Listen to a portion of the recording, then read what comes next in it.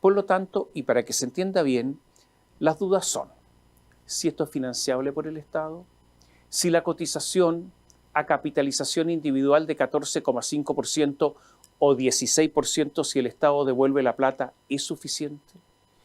Y si el Estado va a devolver esa plata, son todas preguntas.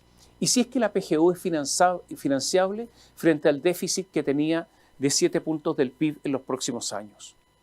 Hay 2,5 millones de personas que hoy reciben la pensión garantizada universal y pronto serán 3 millones. El esfuerzo entonces es enorme. Si Chile no vuelve a crecer al 3 o al 4% anual, habrá déficit. Y ese crecimiento se ve lejano. Hay muchos más puntos en duda, pero ¿para qué agregar más antecedentes? El gobierno ha apostado a la recaudación de la ley de cumplimiento tributario para financiar parte de las pensiones. Han hecho un cálculo y ocurre que la primera prueba de esta ley reprobó. En esa ley, la repatriación de capitales solo produjo un 15,6% de lo que se había presupuestado. Mario Marcel y la directora de presupuestos, Constanza Martínez, han sido muy torpes. Este par nos dicen que no nos preocupemos, que en todo lo demás sí ellos han calculado bien, pero ¿usted les cree? Lo malo es que el presidente del Consejo Fiscal Autónomo, Jorge Rodríguez, dijo que el año 2024, cuando se conozcan las cifras, porque todavía no se conocen las cifras consolidadas, habrá un déficit mayor al proyectado. No se va a cumplir la meta de balance estructural y no se cumple ya lo anunciado. O sea, estaremos sobre el 42% de deuda en relación al PIB y nos acercamos ya a la línea roja del 45%. Todo esto sin contar la deuda de las empresas públicas tipo Codelco, ENAP y Televisión Nacional. Si estas deudas las introdujeran, las agregaran al balance general, como debieran hacerlo, ya habríamos pasado la línea roja del 45% del PIB. Solo un dato, Codelco y la ENAP, solo estas dos empresas públicas, al final de 2023 debían cerca de 41.000 millones de dólares. La deuda obligada de los chilenos con el Estado, que establece la reforma previsional, tampoco estarán las cuentas de las deudas del Estado que muestra públicamente. Este gobierno desfinanció además totalmente el Fondo de Estabilización Económico y Social. Le pegó una especie de manotón, por lo que si hay algún terremoto o catástrofe importante, no hay fondos para responder a estos terremotos o catástrofes, por ejemplo, una reconstrucción. Hay mucha irresponsabilidad dando vuelta y todo esto ocurre en una época de un superciclo en los precios del cobre. Digo todo esto por lo que expresamos antes. ¿Se pagará esa deuda a que obligan a los chilenos por parte del Estado? O sea, ¿el Estado les va a pagar o no? Y esta discusión además no está terminada, porque se dejaron temas que se discuten en todo el mundo, incluyendo países que tienen una esperanza de vida igual a la nuestra. ¿Qué es lo que no se discutió? El aumento de la edad de jubilación y la insostenible diferencia en la edad de jubilación entre hombres y mujeres. Usted sabe, los hombres jubilan a los 65 años y las mujeres a los 60. Es obvio que no resiste análisis que quienes viven más, las mujeres, se jubilen antes. Pero para abordar estas cosas se requiere coraje, algo que escasea en la clase política.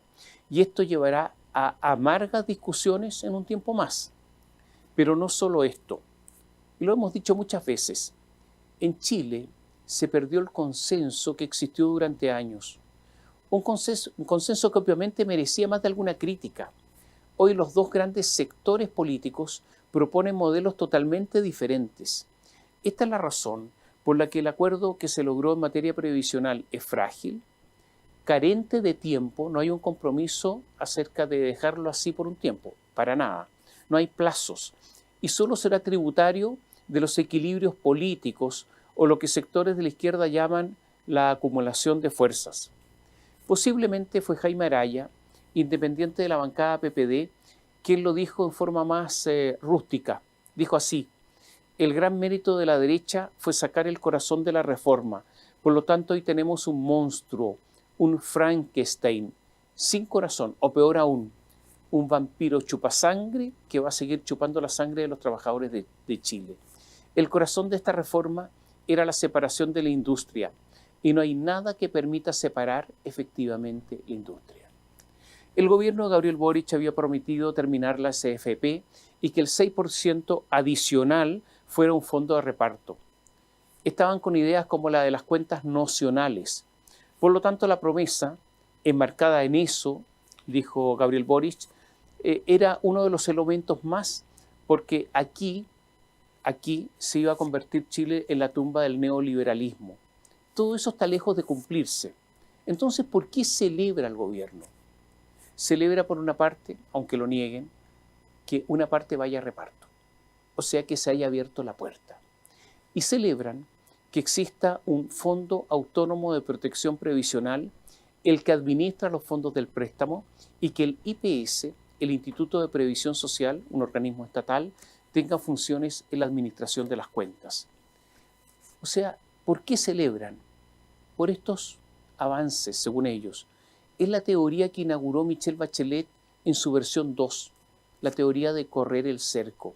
Y a eso se agrega que se anunció la presentación de un proyecto de ley en marzo de un inversor estatal. Y yo diría que hay otras 3 razones para el contentamiento del gobierno. La primera, la reforma no tiene vuelta atrás. Mientras la derecha no va a tener capacidad alguna de retrotraer las cosas, la izquierda podrá seguir avanzando hacia lo que realmente quiere. O sea, la cesión que hizo la derecha es definitiva. Segunda razón para que el gobierno esté contento. El gobierno logró, como les decía, un legado. La verdad es que lo que tenía hasta ahora era muy poco, era escaso. Gabriel Boric tiene una reforma impulsada por él, que aunque no logró lo que quería, está asociada a él. Los discursos de la derecha, que es una reforma compartida políticamente, no flota, porque es un proyecto de gobierno. Y yo diría tercero, que es lo más importante, los efectos en cuanto al aumento de las pensiones se van a notar ahora, en los próximos meses, y ese alivio económico va a ser imputado a Gabriel Boric. Esta victoria para el gobierno es muy importante. Además, los empresarios están felices, me refiero a los grandes empresarios, porque con el aumento de la cotización para las AFP se comienza a restablecer la profundidad del mercado de capitales y por lo tanto financiamiento ¿para quién? Para los grandes empresarios. En esta historia el pequeño y el mediano empresario están fuera. Resultó paradójico que analistas, columnistas, economistas, algunos de ellos celosos guardianes de la ortodoxia liberal, estuvieran a favor del proyecto. ¿Cuál es la razón? Que estos columnistas, estos analistas, estos economistas orbitan alrededor de esos grandes empresarios que son pocos, pero de mucho poder. Veamos algunos ejemplos de cuánto dinero recibirán algunos jubilados para que usted perciba la dimensión de la reforma. Son solo ejemplos. Esta es una simulación de personas que ingresaron al mercado laboral a los 25 años con un incremento real de remuneraciones de 2% y que jubilan con ingresos de 800.000 pesos al momento de la pensión. Insisto, le vamos a mostrar algunas cifras, pero un ejemplo. Personas que ingresaron al mercado a los 25 años al mercado laboral, tuvieron reajuste de 2% y salen del mercado laboral, se jubilan con 800.000 pesos de sueldo. A ver, hombres con 10 años de cotización que ahora reciben 289.190 pesos, con la reforma recibirán 324.894 pesos. Hombres con 20 años de cotización que ahora reciben 364.085 pesos, van a recibir 476.622 pesos.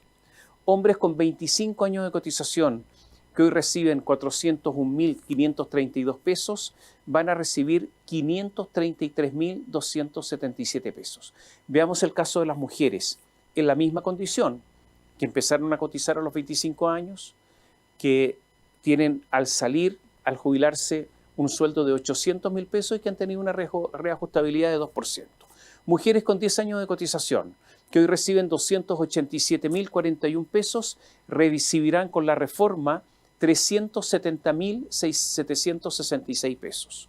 Mujeres con 20 años de cotización, que hoy reciben 359.786 pesos, van a recibir 484.281 pesos.